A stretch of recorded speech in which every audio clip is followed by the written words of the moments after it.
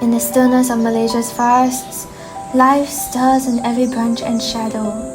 Ecotourism invites us into this world, not to conquer but to understand, not to take but to support conservation and uplift local livelihoods. However, is that really the whole truth? Behind glossy brochures and eco-friendly labels lies a harsher reality. The three pillars of ecotourism, social, environmental, and economic, are often difficult to balance. Even in so-called protected areas, the land still suffers. Once remote places are now flooded with footsteps, flashes, and noise. Wildlife retreats, rivers turn polluted, litter scarce landscapes. Developments promise sustainability, but in many cases, eco-friendly has become a branding, not a true commitment. The very ecosystems and communities begin to unravel, because even ecotourism, when left unchecked, becomes just another form of exploitation. Local communities are pressured to meet tourists' expectations. What was sacred becomes staged. What was traditional becomes performative. This isn't appreciation, it's erosion. And while the industry profits, the people who live there, those who should benefit, rarely do.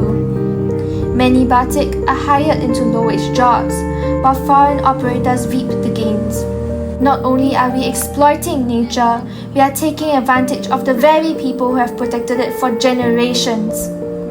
As habitats and cultures erode, we have to ask ourselves, how much more can we afford to lose? But our footprint doesn't always have to be destructive.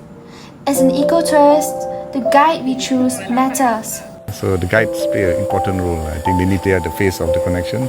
They need to advocate for moderation and not to be intrusive.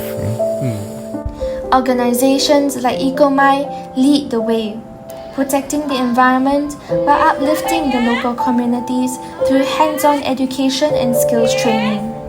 The Batik Nature Guide program empowers indigenous youth to become skilled, respected nature guides, reclaiming their roles as storytellers and stewards of the forest. Help them own their heritage. Let them tell their own stories. Of course, even this path is not without obstacles. Access to Batik guides remains limited. Many tourists still choose what's convenient over what's conscious.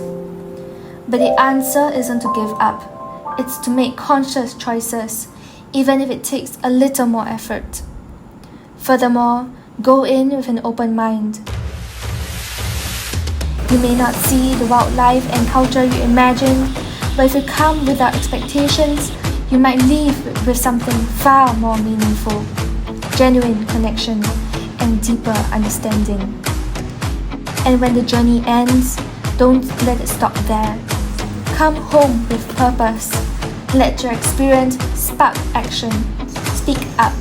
Share what you have learned online, over coffee, or in the classroom. Be the spark that drives conservation. Be the reason someone else chooses to care.